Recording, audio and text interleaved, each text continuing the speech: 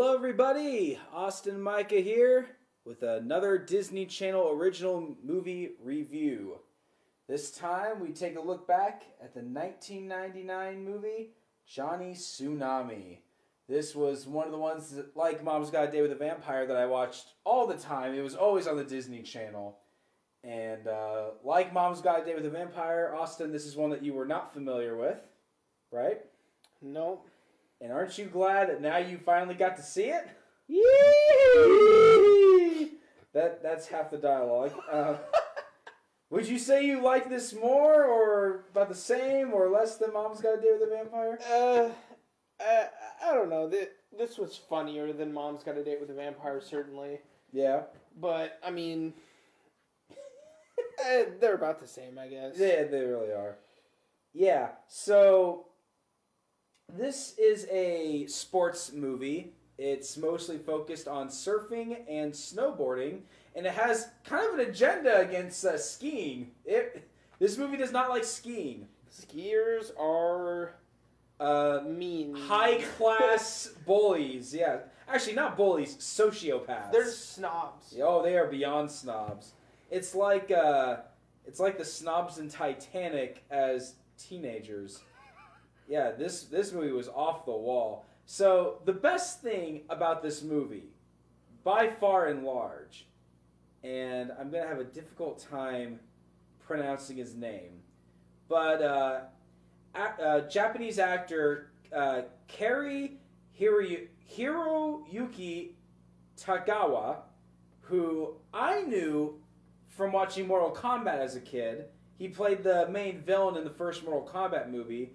He's a martial artist and an actor. He's kind of known for playing kind of villainous roles, but he's been in a lot of different stuff over the years. And again, as a kid, I knew him from playing the villain in Mortal Kombat, where he's this really over-the-top villain. But in Johnny Tsunami, he plays the main character's grandfather, and he plays this mentor to our hero, and he's this laid-back, like ridiculously laid-back Hippie surfer. Hippie Hawaiian surfer. And we're not kidding when I say that half of his lines is him just going, yee, and yee, and it's amazing. It was easily the most entertaining part of the film. So let's get started. I just love how his grandson Yes. is Who's the main character. Is the main character, yet the movie is named After the grandfather. And I'm on the Wikipedia page, and he gets top billing. Johnny Tsunami. Not Johnny Kapahala, or however you say his name.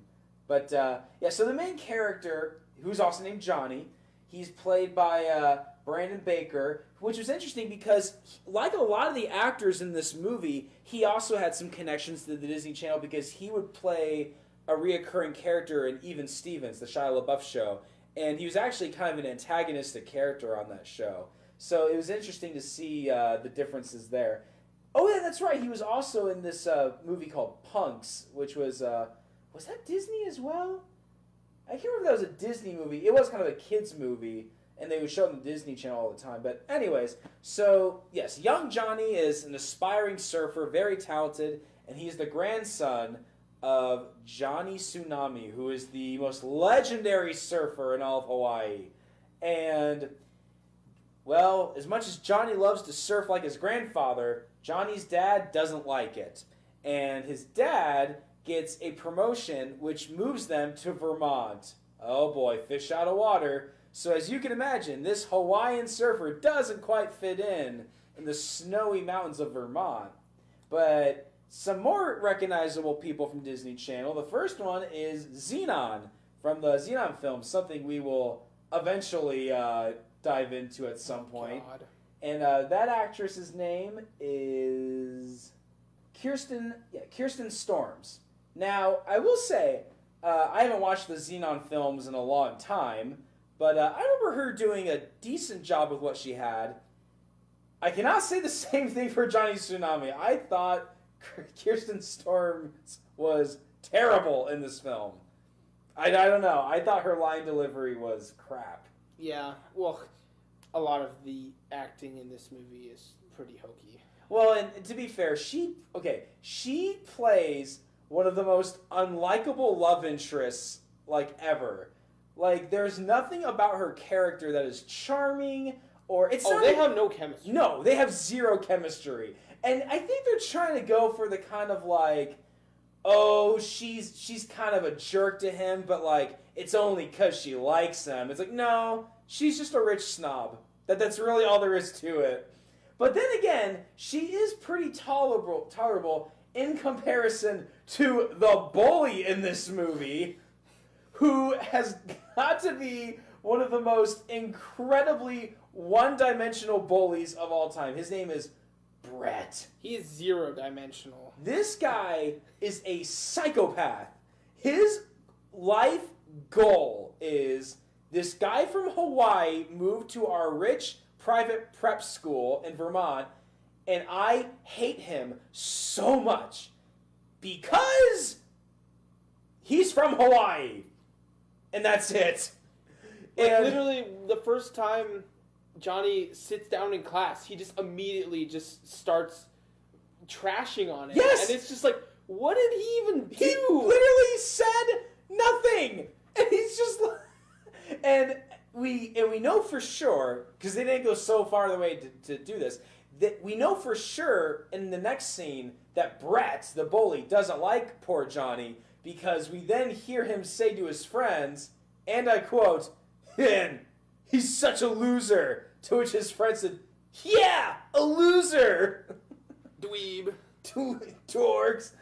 Yeah, so Brett and Emily and all the kids that go to this prep school, which is called Sky, like Sky Limit or Sky High, whatever it's called.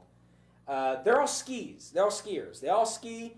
Apparently that's all they do in Vermont, is they ski. Like, literally, they go to school, and then they go ski. And yes. that's all they do. That's all they do. And they all wear yellow jackets. But at least they go to school, unlike Hawaii, yes, where there's no school. Yeah, in Hawaii, the scenes where Johnny's in Hawaii, school is never even mentioned once.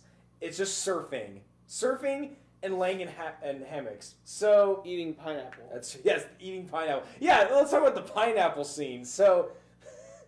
Johnny, once again, just does not fit in Vermont.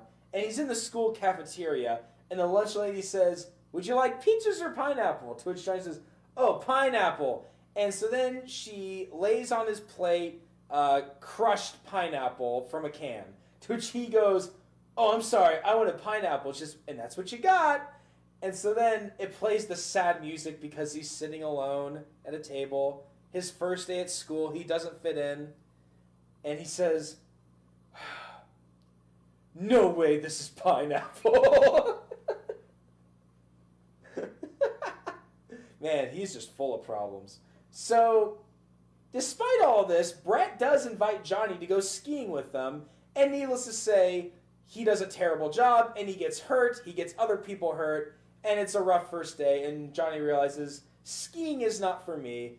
And the only thing that happened was it just... made everyone else dislike him even more. And meanwhile, he goes home, and his dad's like, so I heard you got kind of a rough day on the ski mountains. He's like, yeah, I really got hurt. He's like, well, maybe you'll learn something from it. And just basically lectures him and then leaves. And that's some great parenting there. So then we are introduced to our another Disney Channel star. And let's see, where is he on here? That's right. We are introduced to the famous Jet Jackson, the late Lee Thompson Young, who I grew up watching some of the show, the famous Jet Jackson. I always liked even Stevens a little bit more, but I would watch that show sometimes, and I did watch the movie a lot when I was young. But yeah, it was only 3 years ago, that Lee Thompson Young died. Very sad. He was only 29 years old. But I will say, I thought Lee Thompson Young did actually a pretty good job in this movie. I think he was one of the better young actors, and it also helps that he was given one of the better characters. His character in this movie is easily one of the more three-dimensional ones. Yeah, I mean, it's good to be given the only three-dimensional role when you're literally the only black man in Vermont. He is the only black man in Vermont. Except for his father. Oh, we'll get to the father. We'll get to the father. So the father may end up being the most important man in the entire country. That's right. So, needless to say, Jet Jackson's like, wait, there's someone else here that's a minority? Oh my gosh, I have a friend. So he and Johnny hit it off almost immediately. And Johnny realizes that Jet Jackson, I'm just going to call him Jet Jackson. Jet Jackson goes to a public school. Dun, dun, dun. Oh, it's the worst. And he doesn't ski because only the prep kids ski. No. Jet Jackson does something that is so much worse. Jet Jackson snowboards.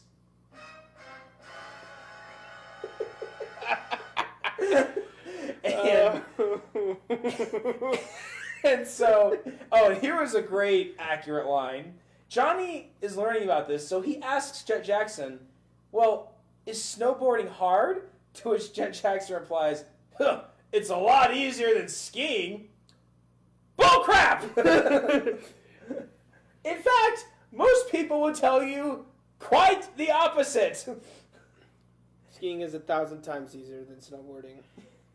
But that's for those evil prep kids who have an extreme prejudice against anybody that's from Hawaii. And literally own half of the mountain where they only allow people to ski. Yes. So one of the big plot points of this movie is that the mountain that the prep kids ski on is the same mountain that the public school kids snowboard on.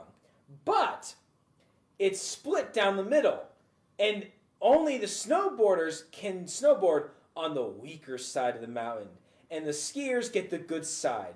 And this is some kind of unspoken code that if anybody dare breaks, there will be severe consequences. So Johnny realizes, you know what?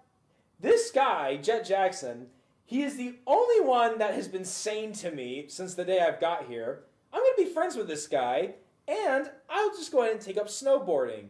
So he does. And of course, he has some trouble adjusting, but he figures it out. After all, he's on a surfboard in Hawaii, so why not be on a snowboard in Vermont?